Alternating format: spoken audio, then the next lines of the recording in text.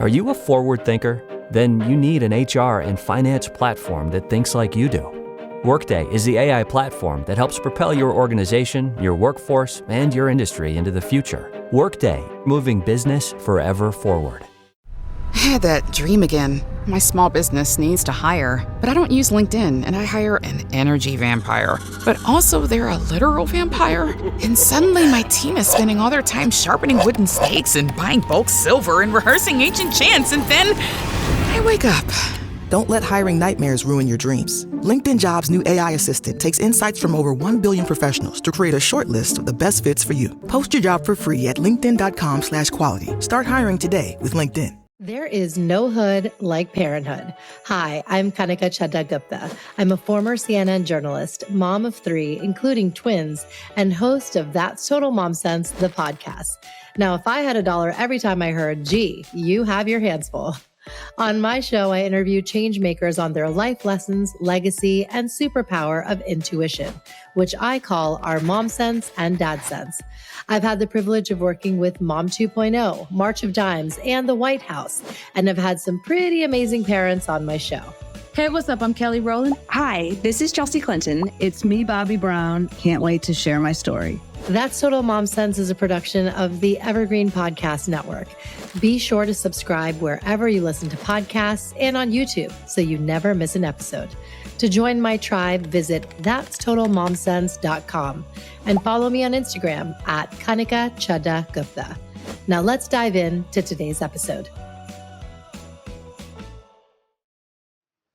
Welcome back to That's Total Mom Sense, where we learn from the most inspiring founders, leaders, and moms. And we remind ourselves to trust that mom sense of ours, our superpower of intuition. Today, I'm sitting down with 2 women who are building their village and their brand together. REI Wang and ANITA HOSSAIN CHOUDHRY, the founders behind The Grand. It's a global learning community helping ambitious people navigate career pivots, transitions, and leadership with clarity and support. I had the honor of attending the Grand Pursuit retreat and got a chance to do a moderation with Sheila Lirio Marcello from care.com there. And every single moment was so special. Seeing the energy in the room and the crowd respond to those highs and lows, belly laughs and choked up moments, and to be able to be in community. It was really, really meaningful. REI and ANITA, thank you so much for joining me on That's Total Mom Sense today. Thank you for having us. Yeah. Kanika, you brought the spark in person. So thank you for moderating such a beautiful panel and being such a great member of our community. Absolutely. Absolutely. And that's what, kind of kicked it off for us was when you were conceptualizing what the retreat would be. And now that it's said and done, like, how do you both feel that you did it? It feels so gratifying to take a dream that REI and I dreamed up, and we created it for our own needs. Like as moms, as founders, we were craving that community, and to see it come to life so beautifully. And the energy in the room was insane because everyone was able to completely let their guard down and show up as their full selves, not deciding, should I put my founder hat on? Should I put my mom hat on? But just like truly arrive and exhale. And to see that in person, I was on a high. I couldn't sleep for days because I was just so excited about it. Yeah, it feels deeply fulfilling.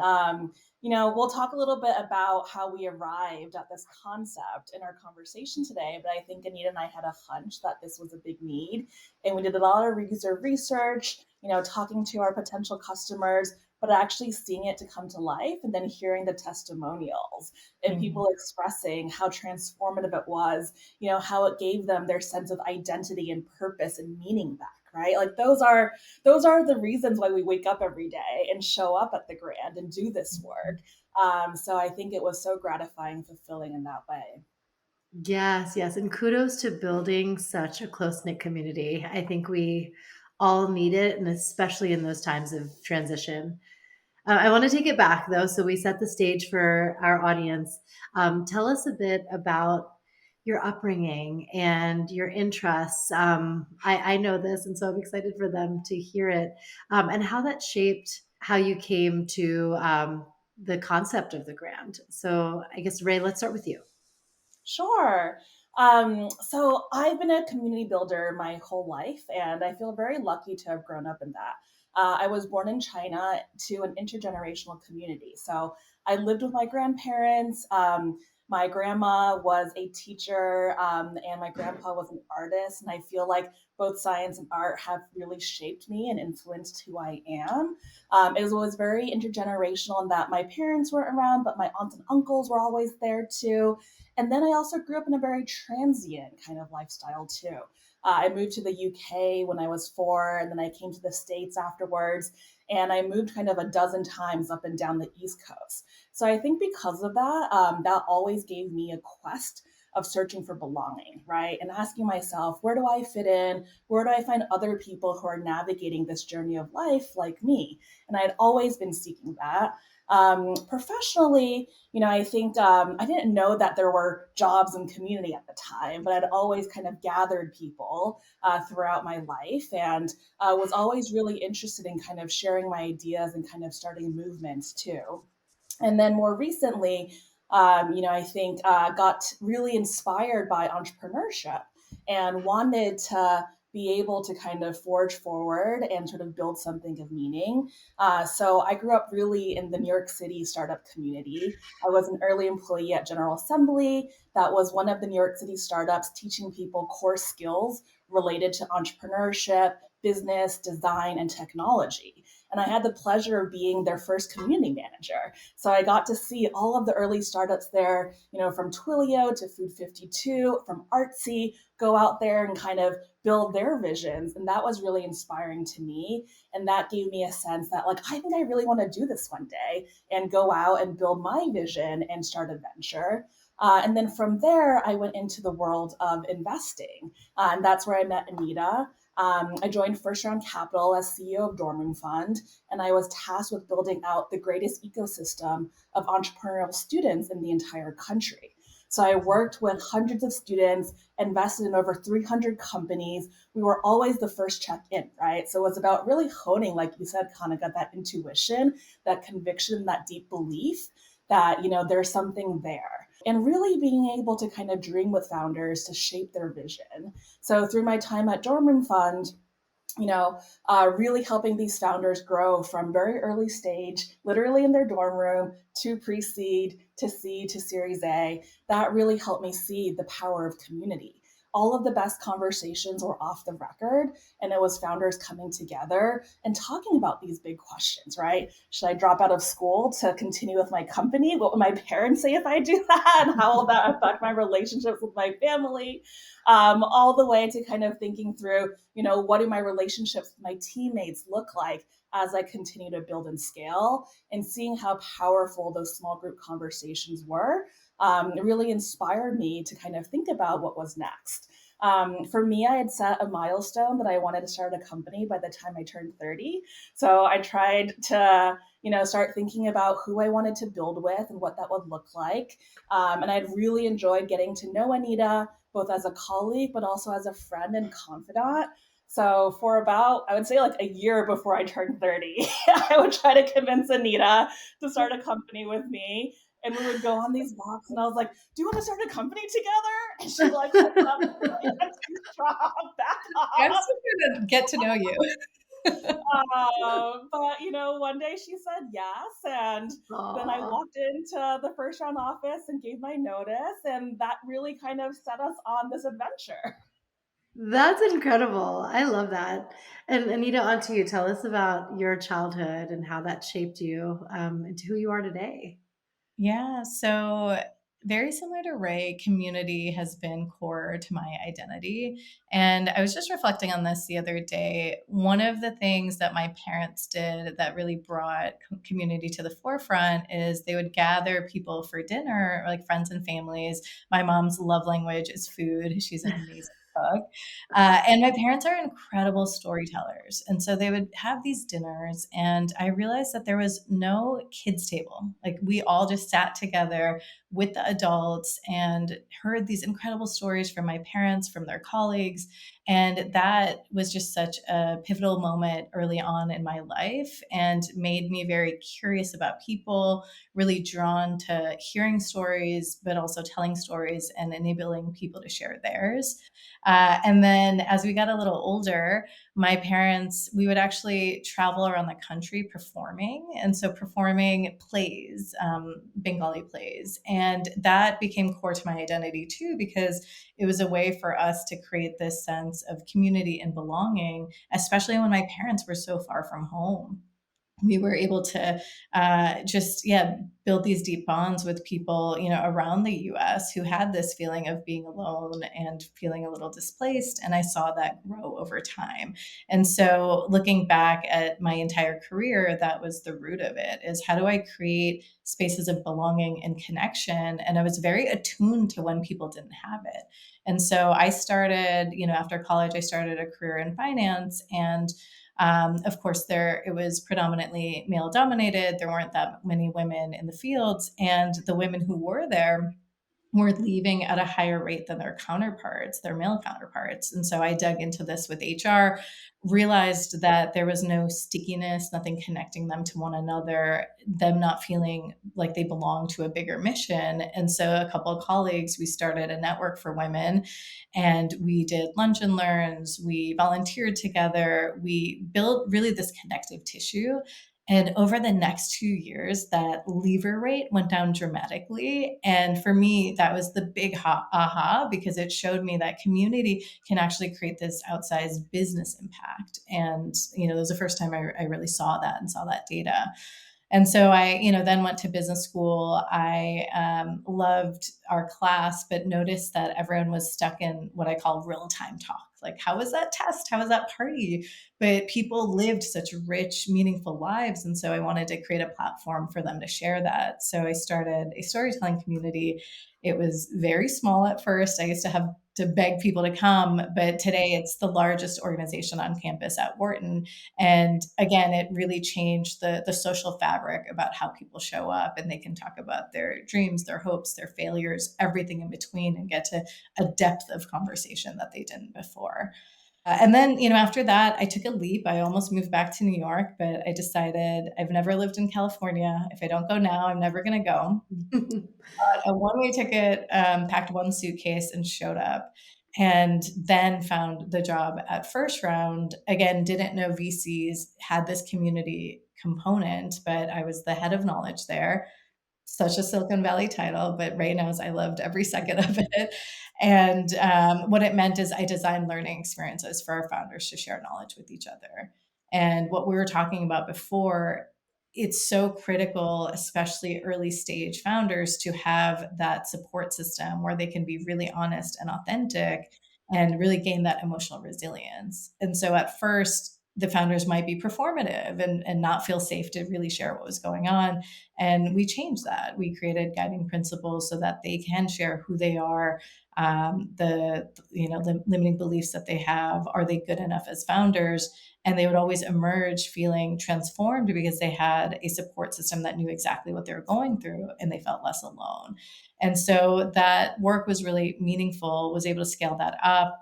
Then I became an executive coach working with clients one-on-one, saw really how transformational that work was, but realized that only top execs can get access to that. And so what would it look like for more people to have these transformative experiences that Ray and I designed for the founders that we worked with? And so these walks that we would go on, Ray was sure she wanted to be a founder. I feel like as a coach, I was so close to it. I was like, oh, I don't know if I could do it. I talk to these founders day in and day out. But I knew that I would do something if I felt really called to that, it aligned with my purpose, and I felt uniquely suited to solve it. And so when we started talking about loneliness and we talked about community and support systems, that's when I clicked, and I was like, all right, Ray, I'm going to jump in, take this leap of faith. And we both decided to go all in after that. That's amazing. And I love how, you two put your heads together and came up with the brand name, The Grand, and Pursuit. Eve Rodsky had a little something to do with that, and she was one of the speakers at the most recent retreat.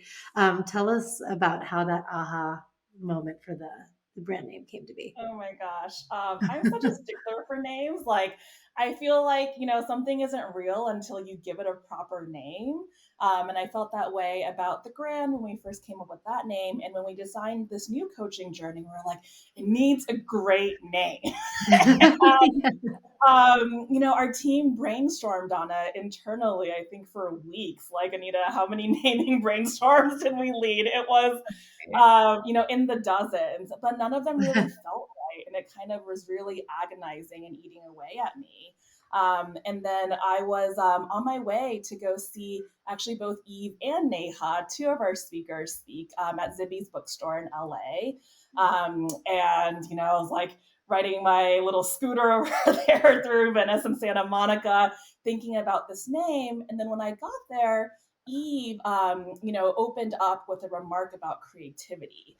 And she really talked about how creativity is this pursuit. And that I was like, light bulb moment. Right. One pursuit. This is what it's all about, right? For us, we really wanted to create a community where moms can find their pursuit defined as the passion, the project, the initiative that you are driving towards. And I feel like that was what all our research was showing that moms were lacking is when you're in the thick of motherhood, it can feel so overwhelming, right? Mhm. Where you're barely functioning, you're barely operating. I think we've all been there through the sleepless nights, and you really lose your sense of identity. You lose your sense of self.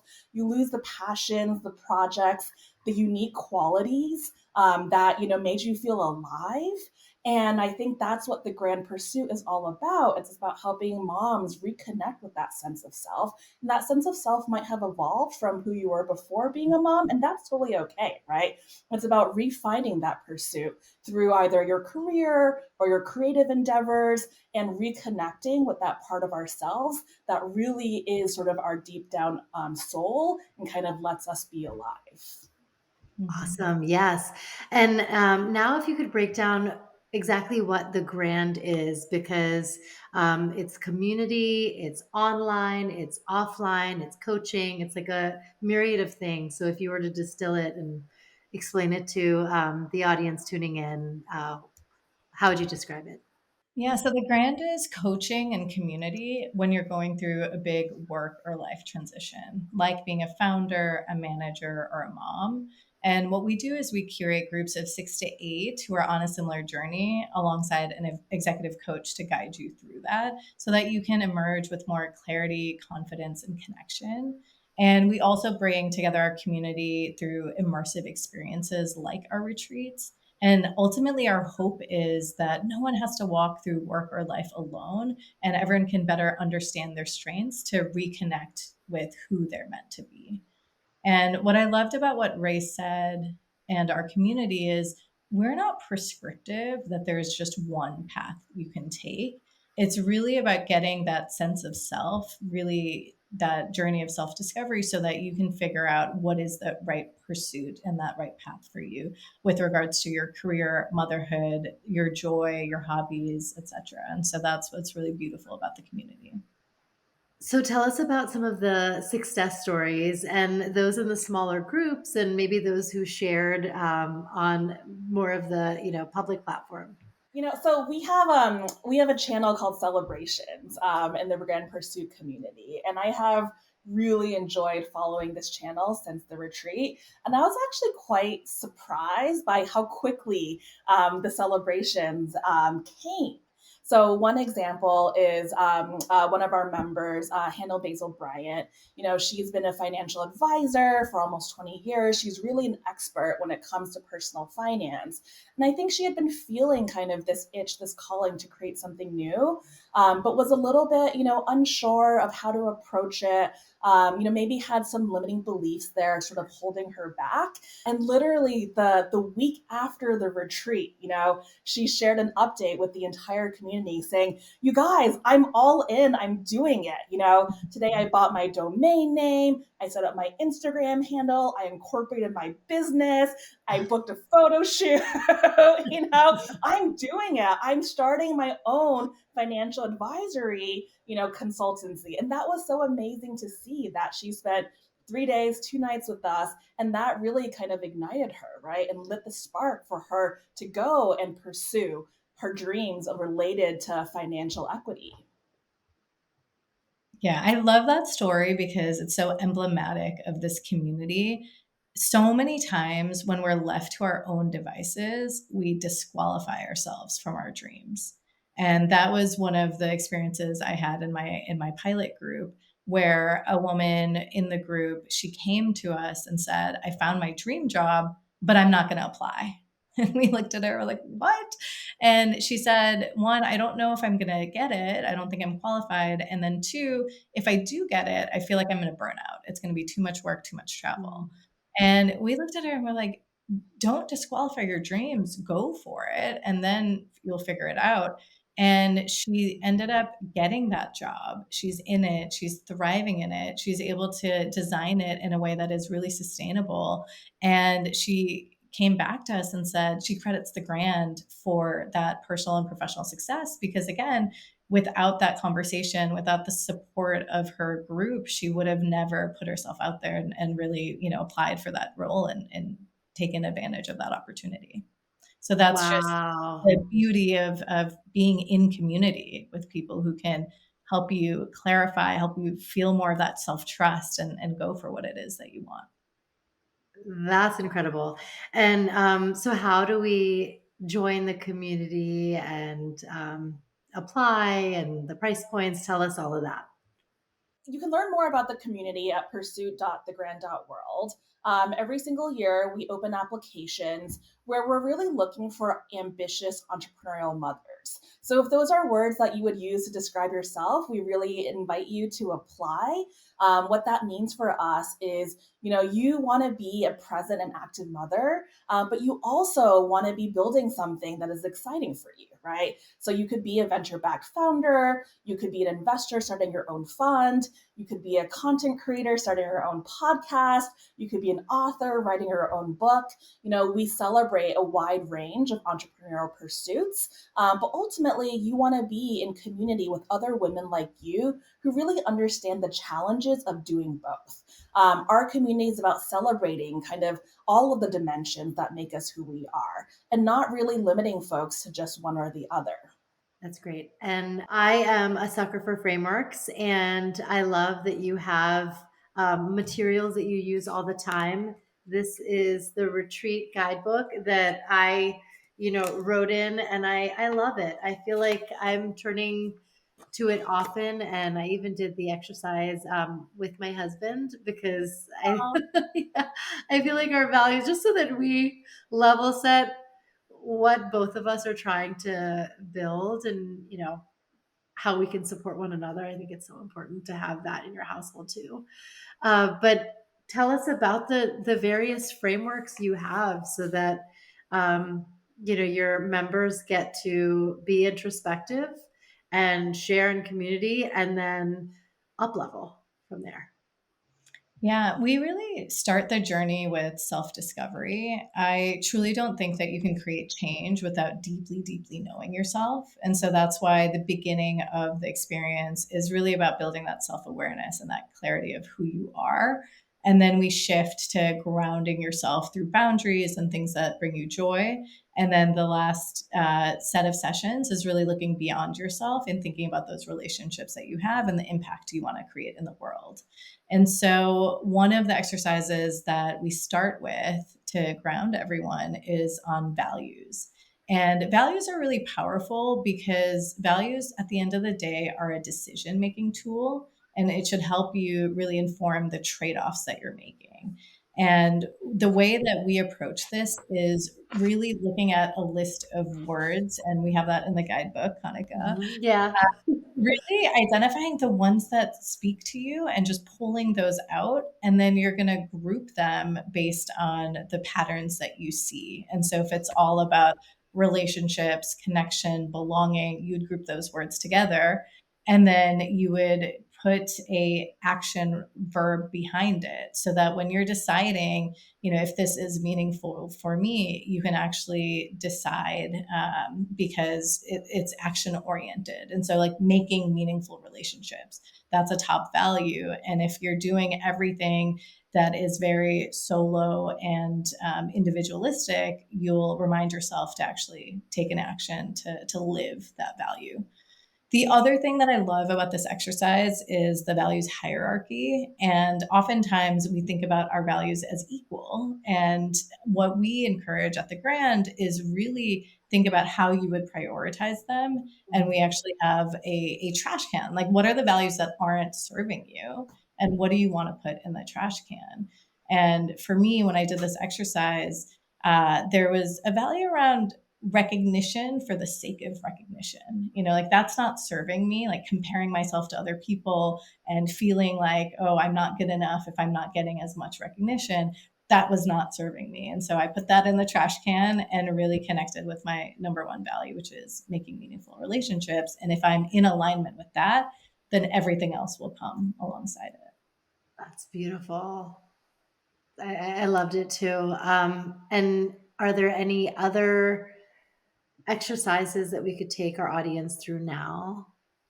Yeah, I actually have one that comes to mind that is sitting on my desk. So we can do it live together, Kanika, if you're up for a little demo. So Okay. to Anita's point, it starts with values as a decision-making tool, right? But oftentimes we get a little sidetracked or we get a little confused. So this is a great framework to help you get back in touch with your inner core and that intuition that we talked about, right? So I want you to think about a decision that you need to make that is in kind of the near-term horizon. And it can be either a big decision or a little decision, right? So something along the lines of, should I do X or Y?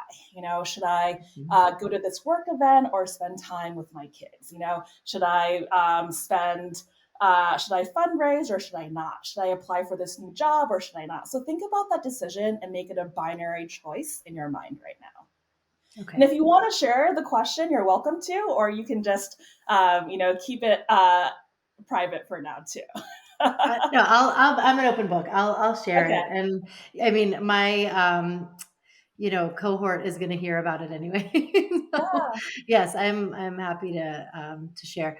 So I have been kind of teetering around launching a course on interviewing, and it's like, do I do it in 2026 or not? And I mean, there's pros and cons with both, and there's trade-offs, and so. Okay, I love that. That's a great example. So should I launch a course in 2026?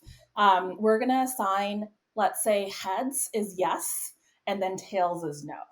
Okay.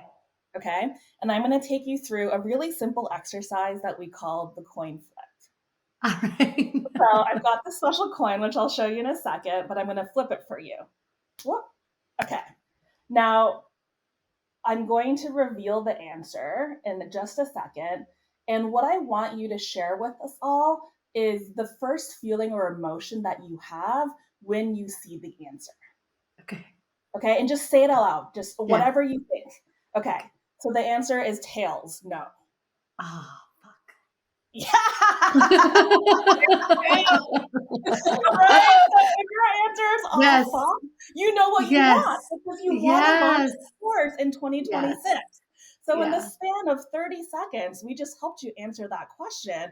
And that's exactly what this coin is all about. I don't know if you can see in the camera, but it says, in gut we trust, right? So it's a really simple technique. You can do it with a normal coin at home, or you can maybe DM us at the Grand and we'll send you one of these. But it's a really easy way for you to get in touch with your core values and know the answers to what is actually the right direction for you.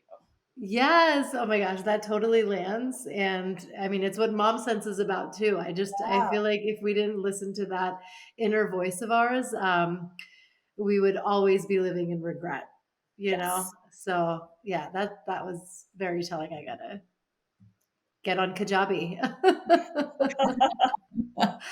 That's awesome. And I know that there's a lot of actually resources on your website for those who might not be ready to be in community just yet, but like avail the stuff that's out there. So tell us about that. Yeah, if you go to our website, we have a resources section and you can start doing some of these exercises to get to know yourself better. One of the ones that you can access is called the Grand Retro, which looks at your well being across 8 different dimensions. And this is what scientists have shown matter most to us in our lives. And it's really great to just get to that clarity and understand what area you want to focus on over the next 3 months or a quarter. We did that exercise at the retreat as well. And it's, again, just a good way to create a priority and a focus area for yourself. One thing that happened when I did it is I realized that my social well-being was actually really low, which is surprising as someone who leads a community. It is a community builder through and through. But I realized running a company and having young kids, I just put that on the back burner for myself. Mhm. And I had this limiting belief that I needed to have a lot of time to connect with my community. And so if I didn't have an hour to call a friend, I just wouldn't do it. And so once I did this exercise, I realized like I need to make a change. And when I connect socially, I feel most like myself. And around the same time, I read this New York Times article about a happiness challenge. And they talked about the 8-minute phone call. And that really changed my perspective of, okay, I don't need an hour to connect with someone. I can call my friend for 8 minutes in between meetings, or if I'm going on a walk. If they pick up, great. If not, no big deal. And it just relieved that pressure. And now I do that as a habit. And it's made me feel so much better, more like myself, even those like micro moments of connection. Yes, absolutely. How has motherhood changed, who you are and actually allowed you to step into your power and leadership in a brand new way? Because I mean, that's exactly what you both are, embodying and the community you're creating. So how has that changed you?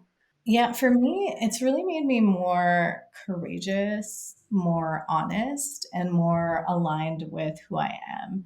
And when I think about the inevitable doubts that run through my head, the first thing I do is I think about if my daughters come to me with that same challenge. And so, for example, Mhm. when we were fundraising while pregnant, so much rejection. It was really hard. And there were moments where you're like, should I give up? And in those moments, I'd always think about, okay, what would I tell my daughter? And what I would tell her is in this situation, if you really believe in it, keep going. Yeah. If you feel so strongly about it, put it out in the world and keep moving forward and find the people that will dream the dream with you. And so, in that way, it's made me more courageous in those moments of doubt. It's also clarified just what are things that are serving me and what are things that are not, and how do I want to spend my time because time is so limited. You kind of have to bend that time. And then the last thing is really being more aligned with who I am. Every minute I'm away from my daughters, I think of it as it has to be an extension of me and it has to be aligned with my purpose and my meaning. Otherwise, it's not worth it. And so that's been really clarifying and really rewarding to be able to work on the brand and do something that is so in tune with who I am and what I want to create in the world and will create a better world for them too. Mm, that's beautiful. And Ray? Yeah, I'm still at the very beginning of my motherhood journey. So I have a 13-month-old. So I feel like I'm just embarking on it. But I think for me, the two things that have really kind of changed for me is I feel like motherhood has brought me closer to my core. And it's that, more greater sense of confidence when it comes to making decisions and trusting my gut and also protecting my boundaries, right? So I think I've always been I'd say like pretty clear on where I want to go, but there's always times when we struggle with indecision or kind of debating, A or B. And now with motherhood, I feel like it's so clear to me. It's like, I want to do this or I don't. And if I don't, I'm 100% okay with saying, no, this is not for me. Thank you very much, right? To Dr. Becky's tip that she shared with us. She's like saying no and kind of really protecting that time for yourself, for you and your family, you and your partner, you and your friends, is so important now. So I feel like I have zero FOMO. Jomo. Right. And I'm really intentional about making sure, that my calendar, my time reflects the way that I want to live my life. Yes. Oh, amen to that. What is a mom sense moment that comes to mind? And by that, I mean a time where you just blindly trusted that intuition that we spoke about, that in gut we trust, when it came to your kids. And I feel like it's just always nice to hear the personal experiences. Yeah, I mean, I think the way that we started the Grand Pursuit was really following a gut instinct, right? So I don't think we've shared this yet, but around this time last year, I was, starting to come back from maternity leave. So I had been out for 8 weeks and I was coming back part time and starting just trying to find my footing again, right? We all know that feeling when you've just had a baby and you're like, who am I? Where am I? What time is it? What universe am I in? Right. Yes. And I felt really lost and unstable. And I was kind of like re-entering, the communities that I used to be a part of. A lot of my startup and tech and VC communities just felt like they didn't really fit me anymore. What was going on, the conversations and discussions there didn't really allow me space to or permission to kind of talk about all of the feelings and identity shifts that I was having as a brand new mom with an 8-week-old. And I was really craving a community of other moms that were also, building businesses or working on their creative pursuits. And I had a really hard time finding that. So I was talking to Anita about it. And I was like, do you have this community? Where are all these women, who are raising families while also starting companies and building enterprises? And I think there was a feeling for me that like, I need this community. I think there are other women in this world who also want this too. So let me kind of probe on that a little bit more and explore. And that led us from kind of just like an inkling, like, hey, I think this needs to exist, to then, actually putting a stake in the ground, to then doing a full buyout of the Pendry before we had customers, right? To then approaching Dr. Becky and Eve and Neha and Sheila and you, Kanika, to say, hey, do you want to join this journey with us and gather all of these ambitious entrepreneurial moms because we think they need to be in a room together? So I think like that's how one kernel of an idea, right, really actually becomes a movement. And it all starts with trusting your gut and following your intuition. Yes, absolutely. And Anita, what is your mom sense moment? Yeah, it comes back to trusting our gut and really not getting distracted by the noise. And one thing that comes to mind is as we're building and scaling the brand in the age of AI, a lot of people are moving towards building AI tools and AI coaches. And we really took a stance that what's important to us is human connection. That is paramount. And in this world that's really remote and AI is being more prominent in everyone's day to day, we really believe that raw human emotion and connection is going to be premium, is going to be novel. People are going to crave it more than ever. And so we really had to take a stance and build and design our company in that way and trust that this is the right move going forward. We use AI in the background to really help our coaches become more effective and efficient so that they can focus on their superpower of coaching. But at the end of the day, the human element is so core to what we're doing and what we're building. Yes. As an empath, you're like speaking to my soul. There's nothing that can substitute human connection. Yeah, that's why our lunch face to face was so powerful, Kanika. Yes. I want to go back to that dim sum place. Anytime you're in New York, like that's our spot. That's our spot, yeah. I wanted to do a quick rapid fire on the takeaways for the moms tuning in because this is the core audience. How do moms know when it's time for a pivot? Like, what's like that first instinct? Yeah, it's really tracking energy. So, one of the things I do is an energy audit, and I start with my calendar. And I've color coded my calendar with this is something that's energy draining. I make that red, something that's in between yellow, and something that is energizing is green. And then you map that over a week or over a month and then see do you have more green than red? Then that's great. You're on the path. There's always going to be things that drain our energy. But if that's flipped on its head and most of your days and your weeks are really draining, then you know it's time to make a change and see what else you can do to rebalance that energy. That's brilliant. And Ray, how do you find your people? You I did think this. by yeah, by being vulnerable, right? And actually sharing what's keeping you up at night and what your own personal challenges are. When we first started the Grand, I put a Google Doc that was completely anonymous up on Twitter with all of the questions that were plaguing me. Everything from how do I navigate an interracial relationship, to what do I do when my parents are getting older, to should I have kids or not, right? And those were the questions that are on my mind. And I saw that other people wanted to talk about them too. And so through that, we started forming these conversations. And then I found my people who are willing to kind of do the work of inquiry to find those answers. Mm. Anita, what's the number one mindset shift that, every ambitious mom should hear? Yeah, it's really how do you take your limiting beliefs and turn them into energizing beliefs? And this is super important because on an average day, we have about 60 to 100 thoughts, and most of those are negative. Psychologists have shown that about 80% of those can be negative. And what happens is then your brains are really efficient and it's really seeking out evidence that's supporting that negative thought that you have about yourself. Like, oh, I can't grow my company and grow my family at the same time.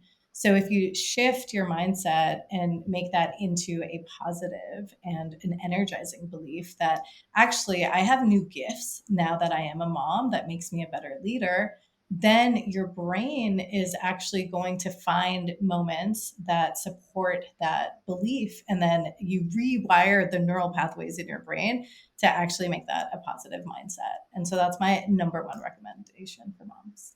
I totally agree. And Ray, what is something that people don't intuitively know when it comes to fundraising, like a myth that you could bust for us? I think fundraising is more of an art than a science. So I think, when we talk about VC fundraising in particular, it is all, it makes it seem like it's all about traction and revenue and metrics and unit economics, right? And sort of all of these like financy terms. And I think that can actually dissuade a lot of founders from thinking about like, oh, I actually might have a shot at this, right? But I think instead, especially for early stage fundraising, it's not about all of those metrics yet. It's about founder market fit.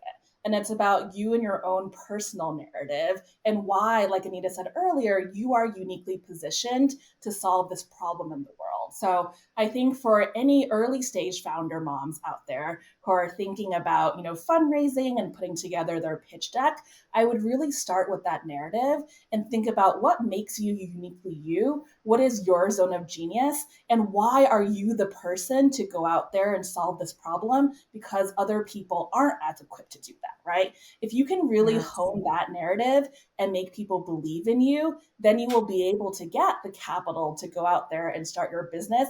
And then later on, prove those metrics that investors are looking for. Wow. You make it so relatable and easy for those who have an idea and a dream to just go do it. Yeah. The thing great. I would add there, the best piece of advice I got with fundraising is don't try to convince your true skeptics, try to find your true believers.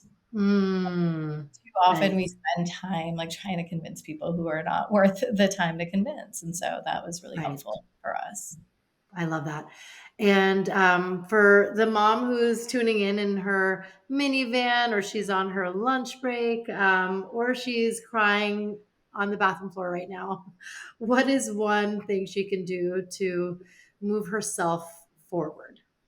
One of the things that has helped me a lot is changing my mindset from I have to do this to I get to do this.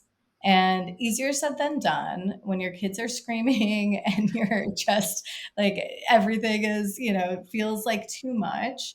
But one of the phrases that I love in Japanese, I'm going to butcher it, but it's mono no aware, and it's about the transience of things.